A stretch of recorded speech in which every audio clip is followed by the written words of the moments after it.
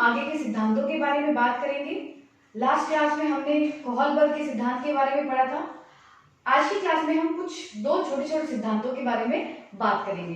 तो देखिए कौन से हैं वो सिद्धांत। एक है हेविग हर्स्ट के अनुसार नैतिक विकास का सिद्धांत और दूसरा है सामाजिक सांवेगिक विकास का पारिस्थितिकी परक सिद्धांत। ये दो छोटे छोटे सिद्धांत हैं, लेकिन कभी कभार इनमें से सीधे छोटे छोटे प्रश्न पूछ लिए जाते हैं, तो इनके बारे में हम बात करते हैं। देखिए हेविग हर्स्ट के अनुसार ये जो नैतिक विकास होता है बच्चे का, वो 5 अवस्थाओं में होता है और वो 5 अवस्थाएं निम्न प्रकार है। अब हम बात करते हैं कि इन सभी अवस्थाओं के अंदर बालक जो होता है किस प्रकार से नैतिक व्यवहार करता है, किस प्रकार से नैतिक आचरण करता है। पहला देखिए नैतिक निरपेक्ष अवस्था। इन 5 अवस्थाओं में से पहली जो अवस्था है वो है नैतिक निरपेक्ष अवस्था। ये अवस्था होती है 0 से 2 वर्ष, यानी जन्म से 2 वर्ष तक की आयु के बालकों के लिए है। नैतिक निरपेक्ष का मतलब क्या होता है कि बालक को इस अवस्था के अंदर अच्छे बुरे का, सही गलत का ज्ञान नहीं होता है। इसे ही क्या कहा जाता है, नैतिक निरपेक्ष। तो ये अवस्था कौन सी है, नैतिक निरपेक्ष अवस्था, जन्म से लेके 2 वर्ष तक। दूसरी देखिए आत्म केंद्रित अवस्था। आत्म केंद्रित अवस्था होती है बालक की 2 वर्ष से 6 वर्ष तक की आयु तक।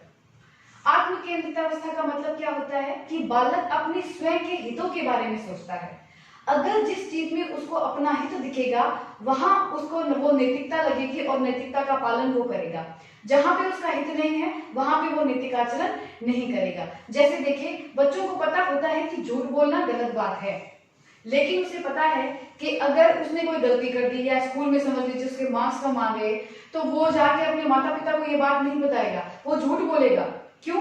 क्योंकि उसे पता है ये मेरे हित की बात नहीं है, मुझे दंड मिलेगा, इस वजह से वो बालक झूठ बोल देता है, वो सच नहीं बोलता है। तो यहाँ नैतिकता प्रभावित क्या करेगी, अगर बालक का हित है तो वो बोलेगा, नहीं तो वो नहीं बोलेगा। इसी को कहते हैं आत्म केंद्रित अवस्था। अगली देखिए परंपरानुकूल अवस्था। इसमें क्या होता है, नहीं इससे पहले बात करते हैं, ये होती है 7 वर्ष से 12 वर्ष तक की आयु के बालकों के बारे में। इस अवस्था के अंदर क्या होता है, बालक जो सामाजिक मान्यताएं होती है उनके अनुसार कार्य करता है।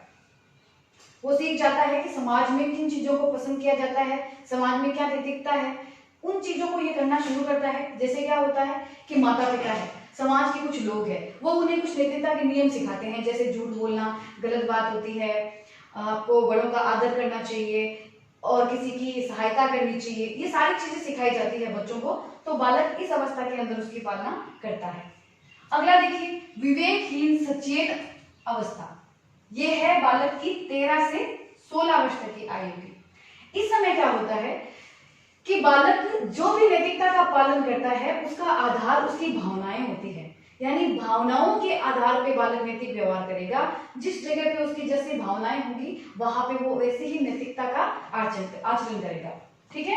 आगे की 16 वर्ष के बाद की जो आयु है वहां होती है विवेकशील परोपकारी अवस्था। इसके अंदर क्या होता है, बालक भावनाओं को ज्यादा महत्व नहीं देता है नैतिक आचरण करने के लिए, बल्कि मौलिक स्तर को ज्यादा महत्व देता है। मौलिक स्तर के आधार पर बालक क्या करता है, यहाँ पे नैतिकता का आचरण करता है, नैतिक व्यवहार करता है, क्योंकि यहाँ पे बालक के स्वयं के विचार हो जाते हैं। अपने विवेक के आधार पे नए तरीके से वो अपनी नैतिकता का पालन करता है, वो अपने स्वयं के मूल्यों का निर्माण कर लेता है और उसी आधार पे क्या करता है, नैतिक व्यवहार करता है।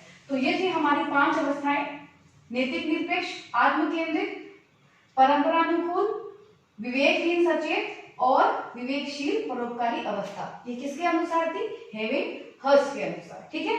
ज्यादातर इनके नाम पूछ लिए जाते हैं और इनकी आयु के बारे में शायद प्रश्न आ सकता है, और ज्यादा इनमें से कुछ आता नहीं है।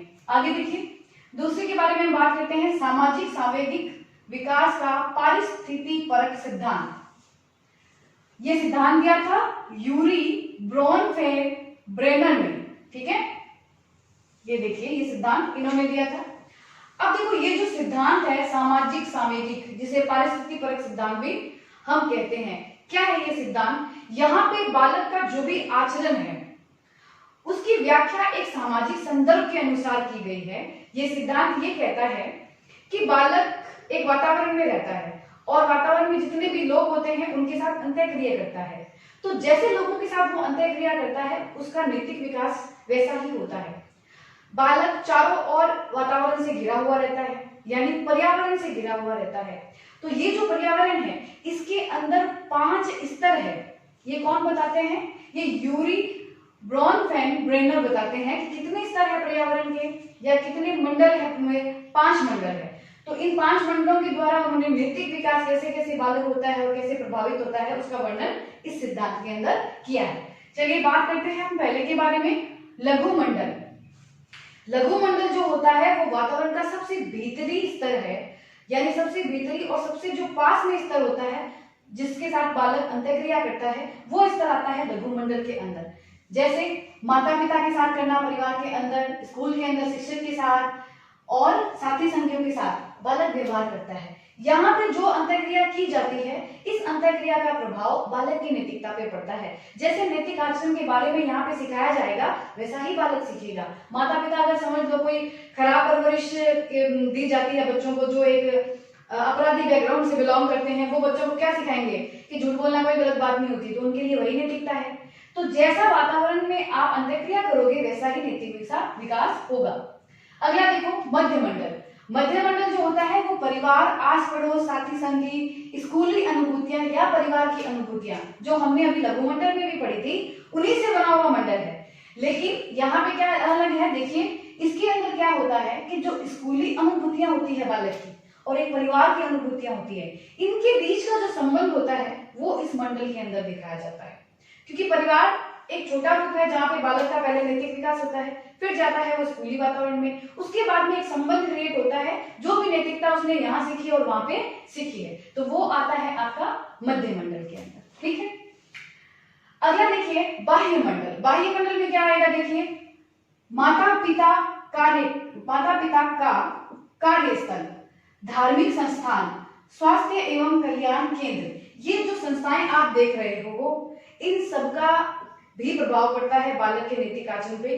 देखिए कैसे, जो माता पिता इनमें कार्यरत रहते हैं वो माता पिता अपने बच्चों के ऊपर ध्यान नहीं दे पाते हैं। तो जिन बच्चों के ऊपर माता पिता का संरक्षण नहीं होता है, वो देख नहीं पाते हैं, उनके निरीक्षण नहीं करते हैं कि बच्चा क्या सीख रहा है, तो ऐसे में बालकों के अंदर अनैतिकता का विकास ज्यादा हो जाता है। उसके अंदर नैतिक आचरण आप कम देखोगे क्योंकि ये सभी पहलू उसके ऊपर प्रभाव डालते हैं। तो ये आते हैं बाह्य मंडल जो बालक के नैतिकता को प्रभावित करते हैं। अगला देखिए बृहत मंडल। सांस्कृतिक मूल्यों, सामाजिक प्रथाओं, सामाजिक आर्थिक स्तर, इन सभी का प्रभाव जब पड़ता है तो वो कौन से मंडल में आएगा? बृहत मंडल के अंदर आएगा। देखो हम भारतवर्ष के अंदर बहुत सारे आप देखिए समाज है अलग अलग, जिनकी अलग अलग मान्यताएं हैं, अलग अलग संस्कृति है, अलग अलग उनके सिस्टम है, तो उनका प्रभाव ऐसा ही पड़ता है। अब आप देखिए एक तो हम शहरी कल्चर में बड़े होते हैं, यहाँ की सामाजिक मान्यता अलग होती है, संस्कृति अलग होती है। एक आदिवासी इलाके में आप देखिए वहां की संस्कृति अलग होती है, तो वहां पे नैतिकता क्या है और यहाँ पे नैतिक मूल्य दोनों ही अलग अलग होंगे और उन्हीं के हिसाब से बालक का व्यवहार होगा, वैसा ही नैतिक आचरण होगा, क्योंकि ये जो मंडल है पर्यावरण के ये प्रभावित करते हैं बालक के नैतिक आचरण को। ठीक है, आगे देखिए घटक मंडल। घटक मंडल में क्या है, देखिए सामाजिक और ऐतिहासिक, ये दोनों चीजें घटक मंडल के अंदर आती है। सामाजिक और ऐतिहासिक प्रभाव कैसे पड़ता है बालक के नैतिक आचरण में? देखिए आज का जो युग है वो देखिए आधुनिक युग, कंप्यूटर पर आधारित युग है, ठीक है, लेकिन जो पुराना यानी ऐतिहासिक जो दौर था उस समय ये चीजें नहीं चलती थी। उस समय रूढ़िवादिता ज्यादा थी, परंपराएं ज्यादा थी, तो उस समय बालकों की नैतिकता अलग होती थी और आज की जो जनरेशन है उनकी नैतिकता अलग होगी। तो यहाँ पे सामाजिक और ऐतिहासिकता की वजह से बालकों के अंदर नैतिक आचरण में आप भिन्न भिन्न बदलाव देखोगे। तो ये किसमें आएगा? घटक मंडल के अंदर आएगा। तो ये था आपका सामाजिक सांवेगिक विकास का पारिस्थितिक परक सिद्धांत। इसके अंदर 5 स्तर दिए हैं या 5 मंडल है, लघु मंडल, मध्य मंडल, बाह्य मंडल, बृहत मंडल और घटक मंडल। इसका स्क्रीनशॉट ले लीजिए।